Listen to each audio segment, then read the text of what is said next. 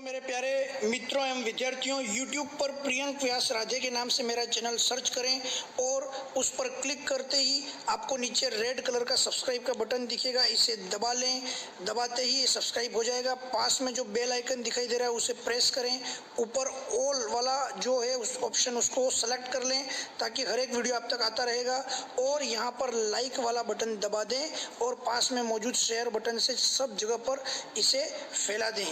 एक बार ही आप सब्सक्राइब करेंगे, एक व्यक्ति एक बार सब्सक्राइब जरूर करें। नमस्कार दोस्तों, वंदे मातरम, जय हिंद, भारत माता की जय। मैं हिमांशु व्यास।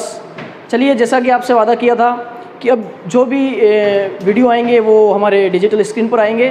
तो आज की जो पहली क्लास है, हालांकि डिजिटल स्क्रीन पर मेरे माताजी ने भी एक बहुत अच्छा कोरोना पर वीडियो बनाया, आप ज़रूर डिस्क्रिप्शन बॉक्स में चेक कर लीजिए। और एक प्रियंक सर ने जो कोरोना पर चीन की चाल है उस पर भी वीडियो बनाया, वो डिस्क्रिप्शन बॉक्स में आपको मिल जाएगा। लेकिन क्लास की बात करें तो आज हम लेके आए हैं दोस्तों, आज हम लेके आए हैं यूनिट नंबर 5, ठीक है। शिक्षण विधियाँ, NCF और RT, साइकोलॉजी की यूनिट 5 है, जो कि लास्ट यूनिट है। बाकी की जो 4 यूनिट आपको डिस्क्रिप्शन बॉक्स के अंदर देखने को मिल जाएगी। यदि आप चैनल पर नए हो तो सब्सक्राइब कर लीजिए और सारे वीडियो हमारे नीचे देख लीजिए, क्योंकि ये जो चैनल है पूरा के पूरा केवल एजुकेशन और एक्स्ट्रा चीज़ों को भी समर्पित है, ताकि आपका ज्ञान बढ़ता रहे। तो चलिए, बिना टाइम वेस्ट की हम लोग साइकोलॉजी की यूनिट 5 के जो सुपर 30 क्वेश्चन है वो देखने वाले हैं। तो बिल्कुल आई होप कि आप तैयार होंगे। जो भी आपके आंसर्स हैं आप नीचे कमेंट सेक्शन के अंदर जरूर लिखेंगे और अंत में आप जरूर बताएंगे कि आपके कितने क्वेश्चन राइट है। काफ़ी सारे स्टूडेंट्स की मैं तारीफ़ करता हूँ, वो लोग हर बार वो नीचे कमेंट जरूर करते हैं कि सर हमारे इतने में से 25 राइट है, 30 में से इतने राइट है। तो आपको बता दूं, रीट लेवल 1 और लेवल 2 दोनों के लिए बहुत ही ज़्यादा इंपॉर्टेंट है। और ये माँ सरस्वती धाम क्लासेज ऋषभ देव आप लोगों के लिए मेहनत कर रहा है, बिल्कुल निःशुल्क क्लासेज हैं, तो आप इसका फ़ायदा उठाइए। तो चलिए, फ्री टेस्ट सीरीज के तहत आज का प्रथम क्वेश्चन ये आपकी स्क्रीन पर। किंडरगार्टन पद्धति में शिक्षक की क्या भूमिका होती है दोस्तों? शिक्षक की क्या भूमिका रहेगी? जल्दी से उत्तर दीजिए कमेंट सेक्शन में, जल्दी से, मैं वेट कर रहा हूँ। किंडरगार्टन पद्धति में शिक्षक की क्या भूमिका रहेगी? पथ प्रदर्शक, निर्देशक, नियंत्रक, इनमें से कोई नहीं। जल्दी से आई एम वेटिंग। यस, तो इसका राइट आंसर क्या रहेगा दोस्तों? पथ प्रदर्शक। आप खुद दिमाग लगा लीजिए, जो शिक्षक होगा वो किसके रूप में काम करता है? छात्र के लिए एक पथ प्रदर्शक, उसको पथ दिखाने वाले की तरह डायरेक्शन का काम करता है। तो बिल्कुल आपके आंसर राइट होंगे। सेकेंड क्वेश्चन की तरफ बढ़ जाते हैं। शिक्षण में पढ़ाते समय सबसे पहले क्या बनाया जाता है दोस्तों? आपको यदि कोई टॉपिक पढ़ाना है, कोई लेसन पढ़ाना है, तो आप सबसे पहले क्या बनाते हैं? याद करिए, जल्दी से उत्तर दीजिएगा। वार्षिक योजना, इकाई योजना, दैनिक पाठ योजना या प्रतिमान? यस, काफ़ी बच्चों के राइट आंसर है बी, इकाई योजना दोस्तों। यूनिट प्लान बोलते हैं इसको। क्या बोलते हैं? इसको बोलते हैं यूनिट प्लान। आप जो भी चीज़ पढ़ाना चाह रहे हैं, पहले आपको उसका यूनिट प्लान बनाना अति आवश्यक है, क्योंकि आपको कितना पढ़ाना है, कैसा पढ़ाना है, क्या पढ़ाना है, बच्चों को कैसे दैनिक जीवन से उसको जोड़ के बताना, ये सब यूनिट प्लान के अंतर्गत आ जाएगा। और इसके माध्यम से आप बच्चों को बहुत ही प्यारी शिक्षा दे सकते हैं। चलिए नेक्स्ट क्वेश्चन की तरफ बढ़ते हैं। आई होप आपके राइट जा रहा होगा। शिक्षण प्रक्रिया में किसे आश्रित चर कहा जाता है? मैं वेट कर रहा हूँ, आप नीचे उत्तर लिखेंगे। शिक्षक, छात्र, पाठ्यक्रम, सहायक सामग्री। थोड़ा सा अगर आप माइंड का यूज़ करेंगे तो आप इसका उत्तर बिल्कुल सही दे पाएंगे। आश्रित चर, जो आश्रित रहता है, कौन रहता है? आप इजीली बता सकते हैं। यस, बी, छात्र। दोस्तों बहुत इजी क्वेश्चन था एक प्रकार से, यदि आप दिमाग लगाएं तो आश्रित कौन रहता है? छात्र रहता है। किस पर रहता है? शिक्षक पर रहता है। तो चलिए नेक्स्ट क्वेश्चन की तरफ बढ़ जाते हैं। चौथा क्वेश्चन दोस्तों, शैक्षिक प्रक्रिया के 3 प्रमुख अंग कौन सा? मोस्ट इंपॉर्टेंट, में स्टार लगा रहा हूँ, इंपॉर्टेंट क्वेश्चन है दोस्तों, बहुत ज़्यादा महत्वपूर्ण क्वेश्चन रहेगा, बहुत ज़्यादा महत्वपूर्ण।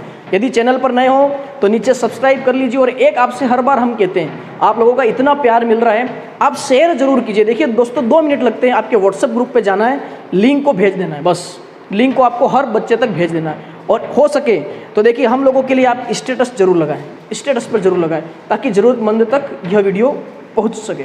जल्दी से उत्तर दीजिएगा। शैक्षिक प्रक्रिया के 3 प्रमुख अंग कौन से दोस्तों? 3 प्रमुख अंग, इनमें से ABCD ध्यान से देखिए और उत्तर दीजिएगा।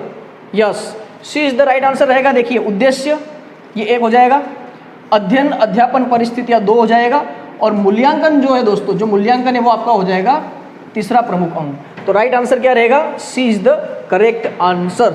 चलिए आइए नेक्स्ट क्वेश्चन की तरफ बढ़ते हैं। 5वां क्वेश्चन, निम्न कक्षाओं में शिक्षण की खेल विधि आधारित है। बहुत ही प्यारा सवाल आप लोगों के लिए, और मैं आशा करता हूं कि आप इसका उत्तर जरूर सही देंगे। जल्दी से, खेल विधि मैं हट जाता हूं, आप देख लीजिए आराम से। शारीरिक शिक्षा कार्यक्रम सिद्धांत पर, शिक्षण की गतिविधियों के सिद्धांत पर, विकास और वृद्धि के मनोवैज्ञानिक सिद्धांत पर, या शिक्षण के सामाजिक सिद्धांत पर। जल्दी से, खेल विधि।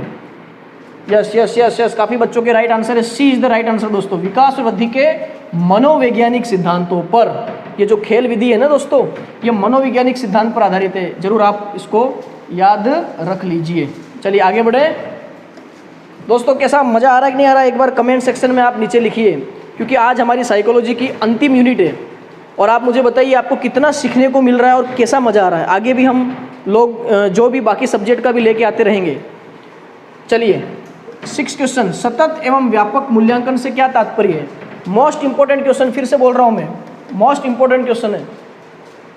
दीजिए उत्तर, ABCD ध्यान से देखिए और उत्तर दीजिए जल्दी से जल्दी से। सतत और व्यापक मूल्यांकन क्या मतलब होगा इसका। बिल्कुल बिल्कुल, क्या उत्तर रहेगा इसका।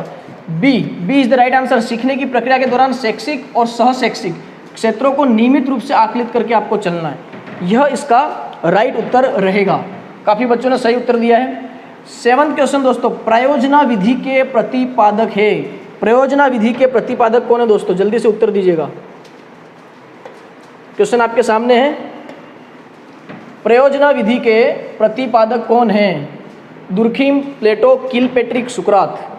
देखो ये तो मैं आशा करता हूं कि आप इसका उत्तर तो कम से कम सही देंगे। बिल्कुल, तो प्रयोजना विधि के प्रतिपादक कौन है दोस्तों, Kilpatrick. The right answer is C, Kilpatrick. देखिए मैं आपको इसकी ट्रिक बता देता हूँ याद करने की, मैं आपको इसकी ट्रिक बता देता हूँ। देखिए किसी को भी किल करते हैं दोस्तों, किसी को भी यदि हमको मारना होता है, हालांकि ये बहुत बुरी आदत है, ऐसा काम हमको नहीं करना है, लेकिन एक एज ए ट्रिक मैं आपको बता रहा हूँ। किल करने के लिए हम लोग पहले क्या बनाते हैं, प्लान बनाते कि नहीं बनाते, प्लान बनाते कि नहीं बनाते, यानी हम प्रयोजना बनाते कि नहीं बनाते। एक प्रकार से प्रयोजना से जोड़ना है आपको, योजना बनानी है, प्रयोजना। तो यहाँ से याद रखना है किसी को भी मारने के लिए योजना, तो प्रयोजना का सीधा संबंध किससे रहेगा, किलपेट्रिक। बताइए ट्रिक समझ में आ गई आप सबको, याद हो जाएगा। आइए आइए आइए नेक्स्ट क्वेश्चन, मूल्यांकन प्रक्रिया के 3 महत्वपूर्ण बिंदु। इंपॉर्टेंट क्वेश्चन है भी, मूल्यांकन प्रक्रिया के 3 महत्वपूर्ण बिंदु कौन से, इनमें से जल्दी से देखिए और आंसर दीजिएगा। आप लोगों से मैं आशा रखता हूं। मूल्यांकन प्रक्रिया, मूल्यांकन तो समझ गए ना आप, मूल्यांकन वर्ड समझ में आ रहा है आपको। यस, मूल्यांकन वर्ड समझ में आ रहा है ना आपको। तो इसके 3 महत्वपूर्ण बिंदु कौन से, बिल्कुल A is the correct answer रहेगा दोस्तों। ए इज द करेक्ट आंसर रहेगा। उद्देश्य, अधिगम, अनुभव और मूल्यांकन के उपकरण। अच्छे से याद कर लीजिए आप, उद्देश्य, अधिगम, अनुभव और क्या रहेगा, उपकरण। ठीक है जी, बढ़े आगे। चलिए चलिए, आप बहुत अच्छा कर रहे हैं। नेक्स्ट क्वेश्चन लेंगे, 9वां क्वेश्चन दोस्तों, मूल्यांकन क्या है इनमें से। मोस्ट इंपॉर्टेंट, फिर से स्टार लगा रहा हूं। मूल्यांकन क्या है, देखिएगा, उत्तर दीजिएगा। मैं साइड में हट जाता हूं। परीक्षा है, जांच है, परख है, उद्देश्य प्राप्ति की सुनिश्चितता है। थोड़ा सा दिमाग का यूज कीजिए, बत्ती जलाइए आपके दिमाग की और उत्तर दीजिएगा। देखिए एक एक प्रश्न के लिए बिल्कुल आपको दिमाग अच्छे से लगा के यूज करना है, क्योंकि एक प्रश्न शायद आपको सिलेक्शन करवा दे और एक गलत प्रश्न आपका सिलेक्शन से बाहर कर सकता है आपको। जल्दी से मूल्यांकन क्या है, बिल्कुल D is the correct answer. उद्देश्य प्राप्ति की क्या है दोस्तों, सुनिश्चितता। क्योंकि आप खुद दिमाग लगाइए ना, मूल्यांकन आप कर रहे हो तो क्या इससे पता क्या चल रहा है, इसका रिजल्ट क्या है कि भाई उसने उद्देश्य प्राप्त किया है कि नहीं किया है, उसकी सुनिश्चितता को डिटरमाइन करने के लिए बनाया गया है। चलिए आज का 10वां क्वेश्चन, किसी परीक्षण की विश्वसनीयता जितनी अधिक होगी, देखिए बहुत इंपॉर्टेंट क्वेश्चन है। किसी भी परीक्षण, कोई भी आप टेस्ट कर रहे हो, कोई भी आप टेस्ट ले रहे हो, उसकी विश्वसनीयता जितनी ज़्यादा होगी, जितनी अधिक होगी, उसकी वैधता कितनी होगी, वैलिडिटी कितनी होगी, उसकी वैलिडिटी कितनी होगी, जल्दी से उत्तर दीजिए। अधिकतम होगी, कम होगी, सामान्य होगी या बराबर होगी। सोच समझ के आंसर दीजिएगा, क्योंकि एक एक सही उत्तर आपको आपके लक्ष्य की तरफ आपको बढ़ाएगा। यस बिल्कुल, देखो विश्वसनीयता यदि ज़्यादा होगी तो सीधी सी बात है उसकी वैधता भी क्या होगी दोस्तों, अधिकतम होगी, क्योंकि दोनों एक दूसरे के समानुपाती होते हैं। विश्वसनीयता और वैधता दोनों एक दूसरे के क्या है दोस्तों, समानुपाती है। यदि ये बढ़ेगा तो डेफिनेटली ये भी बढ़ेगा। यदि ये कम होगा तो ये भी क्या हो जाएगा, कम हो जाएगा। क्लियर, सभी को समझ में आ रहा है। चलिए आगे बढ़ेंगे, 11वें क्वेश्चन की तरफ बढ़ जाते हैं। मूल्यांकन की प्रमुख विशेषता है, मूल्यांकन की प्रमुख विशेषता है इनमें से, जल्दी से देखिए, बहुत प्यारा क्वेश्चन, कई बार एग्जाम के अंदर पूछा गया, स्टार लगा देता हूँ। वैधता, विश्वसनीयता, वस्तुनिष्ठता या उपयुक्त सभी। बिल्कुल प्यारा सवाल है, बिल्कुल D is the correct answer दोस्तों, D is the correct answer. ये तीनों गुण आप जानते ही हो, तीनों, वैधता भी है, विश्वसनीयता और वस्तुनिष्ठता, तीनों प्रमुख विशेषताएं होती है मूल्यांकन की, आपको पता ही है। आज के लिए आपका मोटिवेशन दोस्तों, आज के लिए आपका मोटिवेशन है बहुत इंपॉर्टेंट, आप पढ़िएगा क्या कहना चाह रहा है ये, कि अनुशासन ही सिद्धि और लक्ष्य को जोड़ने वाला पुल है दोस्तों। ब्रिज का काम कर रहा है, कौन काम कर रहा है, ब्रिज का काम कौन कर रहा है, अनुशासन दोस्तों। देखिए बहुत प्यारी लाइन है, आपकी ज़िंदगी पे इसका असर पड़ना ही चाहिए। जीवन में डिसिप्लिन में रहना बहुत ज़रूरी है। आप खुद सोचिए, यदि आपका टारगेट है, सिद्धि का मतलब क्या हो गया, आप पढ़ाई कर रहे हैं, आपका टारगेट है पढ़ाई करना, ठीक है, पढ़ाई करने के बाद आप क्या बन जाएंगे, एक अच्छे से शिक्षक, बहुत ही शानदार शिक्षक बन जाएंगे, तो ये आपकी सिद्धि हो गई और ये आपका क्या हो गया दोस्तों, लक्ष्य हो गया। तो यहाँ से यहाँ तक यदि पहुँचना है तो आपको एक पुल का सहारा लेना है, एक पुल का सहारा लेना है। लेकिन शर्त क्या है कि उस पुल तक पहुँचने के लिए आपके अंदर क्या होना चाहिए, अनुशासन दोस्तों। Discipline is very important for achievement, anything achievement, समझ रहे हो। तो अनुशासन यदि आपके अंदर है तो मैं दावा करता हूँ, 100% बोलता हूँ कि आप इजीली आपके लक्ष्य को प्राप्त कर ही लोगे। तो चलिए, ये मोटिवेशन था आप लोगों के लिए, हम लोग हर बार मोटिवेशन लेकर आते ही हैं। आज का 12 क्वेश्चन का आंसर दीजिए। मूल्यांकन का मुख्य उद्देश्य क्या होना चाहिए, मुख्य उद्देश्य, जल्दी से, ABCD, ABCD। मेन उद्देश्य क्या है मूल्यांकन का, सोच समझ के देना, घबराना मत, बिल्कुल भी confident, be confident. Yes, D is the correct answer. सीखने में होने वाली कमियों का निदान एवं उपचार दोस्तों, निदान और उपचार। पहले तो पता लगाना है कि भाई सीखने में कहाँ उसको दिक्कत आ रही है, फिर उसका उपचार करना है कि उसके उपाय क्या हो सकते हैं। आइए नेक्स्ट क्वेश्चन, 13वां क्वेश्चन, अनुदेशन का प्रणाली उपागम क्या है। अनुदेशन का प्रणाली उपागम क्या होता है दोस्तों, शिक्षक केंद्रित, बाल केंद्रित, कक्षा कक्ष केंद्रित या समस्या केंद्रित। सीधी सी बात है दोस्तों, अनुदेशन का प्रणाली उपागम किससे रिलेटेड करेगा, समस्या केंद्रित ही होगा, definitely D is the right answer. चलिए आगे बढ़ते हैं, 18वां क्वेश्चन। भारत के बहुत इंपॉर्टेंट क्वेश्चन कई दफ़ा पूछा गया है, इस बार भी हो सकता है शायद दे दे आपको परिभाषा से संबंधित सवाल। देखिए बहुत प्यारा क्वेश्चन है, पढ़िएगा क्या लिखा हुआ है कि भारत के भाग्य का निर्माण उसकी कक्षा कक्ष में हो रहा है। हमारा जो भारत है उसका जो भाग्य है उसका निर्माण कहाँ हो रहा है दोस्तों, कक्षा कक्ष में हो रहा है, क्लास के अंदर हो रहा है। ये किसने बोला है, मुदालियर ने बोला है, महात्मा गांधी जी ने बोला है, रविंद्रनाथ टैगोर जी ने बोला या कोठारी आयोग ने बोला। जल्दी से उत्तर दीजिएगा, 100% राइट उत्तर होना चाहिए इसका, बिल्कुल कोठारी आयोग दोस्तों, अच्छे से याद कर लीजिए, 100% बोल रहा हूँ मैं। ये क्वेश्चन फिर से रिपीट होता हुआ दिख रहा है, रिपीट होता हुआ दिख रहा है। तो भारत के भाग्य का निर्माण कहाँ हो रहा है, क्लास के अंदर हो रहा है। किसने बोला है, कोठारी जी ने। किसने बोला है दोस्तों, कोठारी जी ने। आइए नेक्स्ट क्वेश्चन की तरफ बढ़ते हैं, 15वां क्वेश्चन। शिक्षा अनुसंधान के 4 स्तरों में सर्वाधिक उच्च स्तर कौन है। मैंने आपको हर बार बोला है कि सवाल को बिल्कुल ध्यानपूर्वक आपको घूर घूर के पढ़ना है दोस्तों, बिल्कुल घूर घूर के पढ़ना है, ध्यान से देखना है आपको, अच्छे तरीके से देखना है। यदि एक बार में समझ में नहीं आ रहा दोबारा देखिए आप, लेकिन देखना जरूर है। तो शिक्षा अनुसंधान के 4 स्तरों में सर्वाधिक उच्च स्तर कौन सा है इसमें से, जल्दी से उत्तर दीजिए। बिल्कुल A is the correct answer दोस्तों, सैद्धांतिक अनुसंधान। क्लियर, आइए आगे की तरफ बढ़ते हैं। 16वां क्वेश्चन, क्रियात्मक अनुसंधान किया जाता है शिक्षण कार्य करते समय, शिक्षण पूर्व, शिक्षण उपरांत या किसी भी समय पे आप कर सकते हैं। अपने आप को आप अभी से ही शिक्षक मानना शुरू कर दीजिए दोस्तों। जितना पॉजिटिव रहोगे डेफिनेटली आप शिक्षक बनेंगे, 100% मुझे पूरा विश्वास है। यदि आपकी लगन, आपका लक्ष्य मजबूत है और आप उस इरादे पर आगे बढ़ रहे हैं तो डेफिनेटली। तो क्रियात्मक अनुसंधान किस पर किया जाता है, सीधी सी बात है दोस्तों, शिक्षण कार्य जब करोगे उसी समय होगा ना, उससे पहले कैसे कर लोगे आप, ठीक है जी। तो शिक्षण कार्य करते समय। आइए नेक्स्ट क्वेश्चन की तरफ बढ़ते हैं, 17वां। शिक्षण में आए दिन होने वाली समस्याओं के समाधान के लिए क्या किया जाता है। आप जानते हो एक कक्षा कक्ष के अंदर विभिन्न प्रकार के अलग अलग लेवल के बच्चे हो सकते हैं, लेकिन उन सभी को एक समान बनाना है, आपको एक समान बनाना है। तो कई प्रकार की चुनौतियाँ होती है एक शिक्षक के सामने, कई प्रकार की समस्याएं होती है, तो उनका समाधान कैसे किया जाए दोस्तों। उनका समाधान करने के लिए क्या होगा, शोध, अनुसंधान, खोज या क्रियात्मक अनुसंधान? बिल्कुल डेफिनेटली क्रियात्मक अनुसंधान करना पड़ेगा ना आपको। चलिए, तो 70वें का D is the correct answer. आइए आगे बढ़ते हैं। फिर से क्वेश्चन आ गया, क्रियात्मक अनुसंधान मौलिक अनुसंधान से भिन्न है। ध्यान देना, क्वेश्चन को पढ़ने के समझना इंपॉर्टेंट है। तो क्रियात्मक अनुसंधान जो है ना वो मौलिक अनुसंधान से भिन्न है, तो उसका रीज़न क्या है, क्या कारण है? ABCD ध्यान से देखिए, उत्तर दीजिए। ध्यान से आराम से देखिए, आप इजीली इसको पढ़िए। एक बार में समझ में नहीं आता तो दोबारा पढ़िए और फिर उत्तर देने का प्रयास कीजिए। कमेंट सेक्शन में जरूर करिएगा। यदि वीडियो फास्ट लग रहा हो तो आप प्रश्न को, वीडियो को पॉज करके फिर आप नीचे उत्तर दीजिए और फिर आगे बढ़िए, आराम से बढ़िए, कोई बात नहीं। देखिए ज़्यादा 15-20-25 मिनट का हमारा वीडियो होता है, इसको देख लीजिए आप। तो बताइए मौलिक अनुसंधान से भिन्न है, क्या रीज़न है? बिल्कुल, क्योंकि क्रियात्मक अनुसंधान क्या है दोस्तों, अध्यापकों, शैक्षिक प्रबंधन और प्रशासकों द्वारा किया जाता है। मानते हैं ना आप? तो राइट आंसर क्या रहेगा दोस्तों, ए। आइए, तो चलिए 19वां क्वेश्चन का आंसर दीजिए। क्रियात्मक अनुसंधान का उद्देश्य क्या है दोस्तों? क्रियात्मक अनुसंधान का उद्देश्य क्या है? देखिए आपके R-TET सेकेंड लेवल में पूछा गया है और आपको पता है लेवल 1 और लेवल 2 दोनों में बहुत ज़्यादा महत्वपूर्ण हो जाते हैं सारे क्वेश्चंस। तो बहुत सोच समझ के इसका उत्तर दीजिएगा, क्रियात्मक अनुसंधान का उद्देश्य। दोस्तों देखिए, कल संडे था लेकिन किसी कारणवश व्यस्तता की वजह से हम लोग वीडियो नहीं ला पाए, तो आज के दिन आपको हम ये वीडियो प्रोवाइड करवा रहे हैं।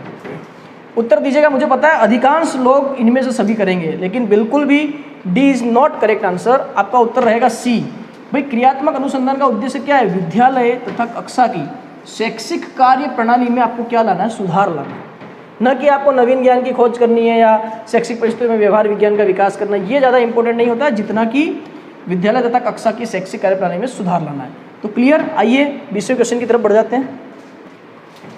देखिए दोस्तों, आपको पता ही है free test series REET level 1 और लेवल 2 के लिए हम लोग पढ़ा रहे हैं। मैं खुद हिमांशु व्यास और प्रियंक सर को आप जानते ही अच्छे से। हम दोनों रीट सेलेक्टेड कैंडिडेट है, इसलिए हमको अच्छी तरीके से पता है कि किस प्रकार से आपको तैयारी करनी है। 2018 सेलेक्टेड है, आपको कैसे प्लान बनाना है, कैसे मेहनत करनी है। और इसके लिए आपको कुछ नहीं करना, हमारा जो यूट्यूब चैनल है ये देखिए, प्रियंक व्यास राधे, आप सर्च कीजिए यूट्यूब के अंदर। वहाँ पे सब्सक्राइब का बटन है, आप इस पर क्लिक कर दीजिए और बेल आइकन आगे मिलेगा आपको, उस पर आप दबा दीजिए और ऑल कर दीजिए, ताकि कोई भी हमारे वीडियो, कभी आप बिजी हो सकते हैं तो कोई भी हमारे ऐसे वीडियो आए तो आपको फटाक से पता चल जाए कि हाँ यार अब नया वीडियो आया है। तो दोस्तों आपको पता ही होगा 1 अप्रैल से ये हमारी सीरीज शुरू करी है, प्रतिदिन शाम 6 बजे, लेकिन अभी हमने चेंज किया, आपको पता ही हर संडे आ रहा है। तो चलिए आगे बढ़ते हैं। 20वां क्वेश्चन, क्रियात्मक अनुसंधान का केंद्र बिंदु क्या है? दोस्तों केंद्र बिंदु क्या है इसका? जल्दी से उत्तर दीजिएगा। क्रियात्मक अनुसंधान का केंद्र बिंदु कौन है? यस, क्या उत्तर रहेगा? संदर्भगत समयबद्ध। संदर्भगत समयबद्ध, ये बहुत जरूरी है दोस्तों, तो इसका आंसर रहेगा ए। आइए आगे बढ़ते हैं। अब बहुत इंपॉर्टेंट चीज़ें आ जाती है। देखिए हमने इसके अंदर NCF पढ़ लिया, NCF 2005 होता है, आपको बताइए, ठीक है। और आपका एक हम इसके अंदर देखने वाले RT 2009, अप्रैल 2010 के अंदर ये लागू हुआ था। तो अब इसके इंपॉर्टेंट क्वेश्चन देख लेते हैं, बहुत ज़्यादा महत्वपूर्ण है। तो आइए RT के तहत पढ़ते हैं। राजस्थान निःशुल्क एवं अनिवार्य बाल शिक्षा अधिकार नियम 2010 के तहत पड़ोस की सीमा जिसमें विद्यालय स्थापित किया जाना है, किसके लिए? उत्तर दीजिएगा। ABCD देखिए, 1 से 5 तक कक्षाओं के लिए 2 किलोमीटर पैदल दूरी पर, 6 से 8 तक कक्षाओं के लिए 3 किलोमीटर पैदल दूरी पर, या 1 से 5 तक कक्षाओं के लिए 1 किलोमीटर पैदल दूरी पर, या इनमें से कोई नहीं।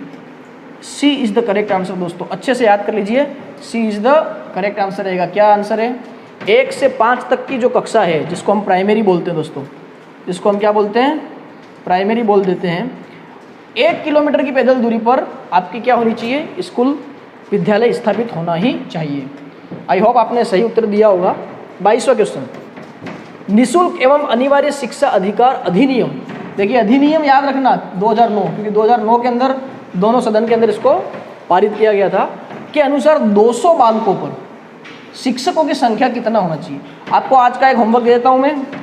एक तो आपको ये तैयार करना है कि कितने बालकों पर, है ना, जैसे 1 से 60, 60 से 90, 90 से 150, 150 से प्लस और 200 से प्लस, इन पे कितने कितने शिक्षक होने चाहिए, ये आप अच्छे से याद कर लीजिएगा, क्योंकि यहाँ से 100% आपको एक क्वेश्चन मिल जाएगा। मैं खुद बोल रहा हूँ आपको 100% एक क्वेश्चन मिल जाएगा, आप इसको अच्छे से तैयार कर लीजिए। तो जितने भी हमारे वीडियो में हमने आपको होमवर्क दिए, आई होप कि आप उसको तैयार कर रहे होंगे। एक बार कमेंट करके जरूर बताइए, क्या हमने जितने भी होमवर्क दिए आपने उसको अच्छे से तैयार कर लिए हैं समय निकाल के या नहीं किए अब तक, नीचे जरूर लिखिएगा। तो यहाँ पर पूछा 200 बालकों पर शिक्षकों की संख्या होगी, कितनी होगी? 5 4 7 2, जल्दी से उत्तर दीजिएगा, मैं वेट कर रहा हूँ। 5 4 7 2, बिल्कुल द राइट आंसर रहेगा दोस्तों 5। आपको बता दूं जो 200 बालक होते हैं उस पे 5 शिक्षक होते हैं, ठीक है, और 1 प्रिंसिपल भी हो जाते हैं, लेकिन यहाँ पर शिक्षक की बात करी इसलिए हमको 5 बोलना है, ठीक है जी। और 200 से ऊपर कितने होंगे ये आप मुझे कमेंट सेक्शन में लिख के बताइएगा। 200 से ऊपर कितने शिक्षक होंगे? यहाँ पर शिक्षक की चर्चा करिए, देखिए आप देखिएगा, शिक्षक अगर वो कहता कि प्रिंसिपल सहित, तब आप यहाँ पर क्या करते? 6, हालांकि 6 यहाँ पे दे नहीं रखा है, तो definitely 5 is the correct answer. आइए बहुत इंपॉर्टेंट क्वेश्चन, नेक्स्ट स्टार लगा देता हूँ। पिछले जो 2 क्वेश्चन थे वो भी बहुत ज़्यादा महत्वपूर्ण है। संविधान के किस संशोधन द्वारा पूर्व में भी बालकों को अनिवार्य और मुफ्त शिक्षा प्रदान किया जाना आवश्यक किया गया था? कौन सा संविधान संशोधन है? ये मोस्ट इंपॉर्टेंट क्वेश्चन है दोस्तों, मैं बार बार बोल रहा हूँ। 86वां, 87वां, देखिए यहाँ पे फिर कई बार देखो 86 1 2 और 3 जगह दे रखा है, 87 एक जगह दे रखा है। आवेश में आके फटाफट मत कर देना, पीछे के सन भी देख लीजिए आप, पीछे के सन भी देख लीजिए। ये दोस्तों यहाँ पे 4 कर देना, ठीक है, ये 4 है, क्वेश्चन मिस्टेक हो गया, ये 4 है। तो राइट आंसर क्या रहेगा दोस्तों इसका? 23वें का 86वां संविधान संशोधन 2002, याद कर लेना। इसके तहत ही आपको पता होगा अनुच्छेद 21A के तहत 6 से 14 वर्ष के बालकों को मुफ्त अनिवार्य शिक्षा दी गई है, आपको पता ही होगा, पॉलिटी पढ़ रहे होंगे आप। 24वां क्वेश्चन, शिक्षा का अधिकार अधिनियम 2009 के तहत निजी विद्यालयों को कितने प्रतिशत सीटें आरक्षित, रिजर्व, दोस्तों रिजर्व, कितने प्रतिशत सीटें आरक्षित करना आवश्यक होगा? ये इस अधिनियम के तहत जो प्राइवेट आपके स्कूल से, जितने भी प्राइवेट विद्यालय हैं वहाँ पर कितने % सीटें आरक्षित होनी चाहिए, ऐसा पूछा है। 22, 24, 25, 30। आई होप कि आपको इसके बारे में नॉलेज होगा। बिल्कुल सी इज़ द करेक्ट आंसर दोस्तों, याद कर लेना यदि आपको नहीं पता है तो। 25% सीटें जो हैं वो प्राइवेट स्कूल्स के अंदर इस अधिनियम के तहत रिजर्व होनी चाहिए, रिजर्व होनी चाहिए। क्लियर? आइए 25वां क्वेश्चन, निःशुल्क और अनिवार्य बाल शिक्षा, उसी की बात चल रही है, का अधिकार अधिनियम 2009। मैंने फिर बोला ये अधिनियम आया था 2009 में, लेकिन लागू कब हुआ था? अप्रैल 2010 में। एक क्वेश्चन और बता दिया है मैंने आपको, आया था 2009 में, इसको संविधान में पारित किया गया था और अप्रैल 2010 से ये लागू हो गया था। उस टाइम पे जम्मू कश्मीर को छोड़कर, जम्मू कश्मीर जो था उसको छोड़कर इसको लागू किया गया था। धारा 39, धारा 38, धारा 37, धारा 35। यानी यहाँ पर ये क्या कहना चाह रहा है कि कौन सी धारा राज्य सरकार को नियम बनाने की शक्ति देगा? ये जो अधिकार अधिनियम है, समझ पा रहे हो ना आप क्वेश्चन को? इस अधिनियम के तहत कौन सी ऐसी धारा है जो ये राज्य सरकार को नियम बनाने की छूट देती है, उसको शक्ति देती है, उसको पावर देती है? तो आपको अच्छे से याद कर लेना, B is the correct answer दोस्तों। धारा जो 38 है वो राज्य सरकार को नियम बनाने की शक्ति देगी। चलिए 26वां क्वेश्चन आज का आगे बढ़ते हैं। RTE, ये RTE है, ठीक है, प्रिंट मिस्टेक है, RTE, right to education. RTE की फुल फॉर्म क्या है दोस्तों? Right to education, right to education. Clear दोस्तों? राइट टू एजुकेशन को ही हम क्या बोलते हैं शॉर्ट में? RTE, जो कि हमारा 2009 के अंदर पारित हुआ था और 2010 के अंदर, अप्रैल 2010 के अंदर ये लागू हुआ था। क्लियर? तो RTE 2009 के तहत आम नागरिक को क्या अधिकार दिए गए? आप इसको अच्छे से पढ़ लीजिएगा। आम नागरिक को क्या अधिकार दिए गए? A option, B option, C option, D option. ध्यान से देखिए और फिर उत्तर दीजिएगा। बिल्कुल A is the correct answer रहेगा दोस्तों। ऐसे स्कूल की शिकायत का अधिकार जो बच्चों को शिक्षा देने से मना कर रहे हैं, याद रख लेना। यदि कोई विद्यालय आए आपके बच्चों को शिक्षा देने से मना कर रहा है तो आप RTE 2009 के तहत आगे एक्शन ले सकते हैं, उनकी शिकायत वगैरह आप कर सकते हैं। आइए 27वां क्वेश्चन, RTE एक्ट 2009 के अनुसार प्राथमिक विद्यालय, बहुत इंपॉर्टेंट क्वेश्चन, कई बार पूछा गया है। प्राथमिक विद्यालय, याद रखना प्राइमरी की बात चल रही है। मैं शिक्षकों के प्रति सप्ताह, देखिए प्रति सप्ताह एक एक चीज, एक एक वर्ड को ध्यान से पढ़िएगा। प्राइमरी स्कूल शिक्षक की बात करिए और प्रति सप्ताह कुल कितने घंटे की योजना बनाकर कार्य करता है। यानी आपको ये कह रहा है कि सप्ताह के अंदर प्राइमरी के जो शिक्षक हैं उनको कितने घंटे काम करना है। सप्ताह की बात चल रही है, वीक की बात चल रही है। बताइए ABCD 40, 43, 42, 45, बिल्कुल 45 इज द राइट आंसर दोस्तों। 45D is the correct answer. तो एक सप्ताह में कितने घंटे काम करना है? 45 घंटे। क्लियर? हालांकि इसमें यह भी लिखा हुआ है कि बच्चों के आने से 1 घंटे पहले आना है और जाने के 1 घंटे बाद जाना है, ऐसा तक भी इसके अंदर लिखा गया है। आइए 28वां क्वेश्चन की तरफ बढ़ते हैं। 25% आरक्षित सीटें। देखिए आ गया क्वेश्चन फिर से। सीटों पर 6 से 14 वर्ष के बच्चों से फीस वसूलने पर निजी स्कूलों पर जुर्माना कितना लगेगा? भाई आपको मैंने बताया अभी आगे कि 25% सीटें जो है वो रिजर्व है, ठीक है। 25% जो सीटें हैं वो क्या आपकी आरक्षित है। उसके बावजूद भी आपको लगता है कि कोई फिर भी उससे बच्चों से 6 से 14 वर्ष के बच्चों से फीस वसूल कर रहे हैं, तो उन पे जुर्माना कितना है? बता सकते हैं आप उन पे जुर्माना कितना है? आपको बता दूं मैं, जो भी फीस रहेगी उसका 10 गुना। बात आ रही है समझ में? जो भी फीस रहेगी उसका 10 गुना उनसे आपको जुर्माना वसूल करेंगे। आइए सेकेंड लास्ट क्वेश्चन आज का 29वां। जरूर बताइएगा कैसा लग रहा है आपको, वीडियो मज़ा आ रहा है कि नहीं आ रहा है। और अभी तक आप चैनल पर नए हैं तो सब्सक्राइब कर लीजिए दोस्तों, सब्सक्राइब करना बहुत ज़रूरी है। और फिर मैंने कहा है कि हम आप लोगों के लिए इतना काम करें तो आपका कर्तव्य बनता है कि आप स्टेटस लगाएं और अधिक से अधिक बच्चों तक शेयर करें और कमेंट और लाइक जरूर करिएगा। तो आइए, शिक्षण में किसने 5 औपचारिक पद दिए हैं? ये क्वेश्चन तो कई बार पूछा गया, इंपॉर्टेंट, आपको आना ही चाहिए। हर्बर्ट, जॉन ड्यूवी, स्किनर या पेस्टोलॉजी? जल्दी से 5 से कुछ आपको याद आ रहा? पंचपदीय, बिल्कुल पंचपदीय किसका है दोस्तों? आप याद कर लीजिए, आपका आंसर मिल जाएगा। बिल्कुल हर्बर्ट स्पेंसर। क्या रहेगा? 29वें का ए इज द करेक्ट आंसर। आइए आज का अंतिम क्वेश्चन की तरफ बढ़ जाते हैं। मूल्यांकन का क्या अर्थ है दोस्तों? What is the meaning bye evaluation? मूल्यांकन का क्या अर्थ है? जांचना, परखना, परीक्षा करना या निर्णय करना? देखिए बहुत ट्रिकी क्वेश्चन है, आवेश में आके और भावनात्मक रूप से उत्तर मत दीजिएगा, थोड़ा सोच समझ के दीजिएगा। यदि आप किसी का इवेल्युएट कर रहे हैं, आप किसी का मूल्यांकन कर रहे हैं, तो उसका मतलब क्या है? आप क्या कर रहे हैं? जांच रहे हैं, उसको परख रहे हैं, परीक्षा करना या निर्णय करना? बिल्कुल D is the correct answer दोस्तों, D is the correct answer. तो दोस्तों ये सुपर 30 क्वेश्चन थे, रीट लेवल 1 और लेवल 2, और आपको बता ही दिया है। चैनल को सब्सक्राइब कर देना, शेयर कर देना, कमेंट जरूर करिएगा कैसा लग रहा है, और लाइक जरूर कर लीजिए इस चैनल को, और हो सके तो अधिक से अधिक बच्चों तक आप जरूर शेयर कीजिए। शेयर बहुत इंपॉर्टेंट है दोस्तों। तो माँ सरस्वती धाम आप लोगों के लिए प्रयास कर रहा है। तो मुझे एक बार कमेंट करके बताइए आज का हमारी जो साइकोलॉजी की अंतिम यूनिट थी आपको कैसी लगी, और बाकी जितने भी वीडियो जो हमारे हैं वो आपको इस डिजिटल स्क्रीन पर विभिन्न प्रकार के, दोस्तों अभी कोरोना काल में भी आपको बहुत सारे वीडियो प्रियंक सर ने और मेरे माताजी ने बनाए हैं, आप उसको डिस्क्रिप्शन बॉक्स में देखें और सावधानी रखें दोस्तों, ठीक है। तो चलिए फिर नेक्स्ट टाइम मिलेंगे नेक्स्ट क्लास में, तब तक नमस्कार, वंदे मातरम, भारत माता की जय, इनकलाब जिंदाबाद।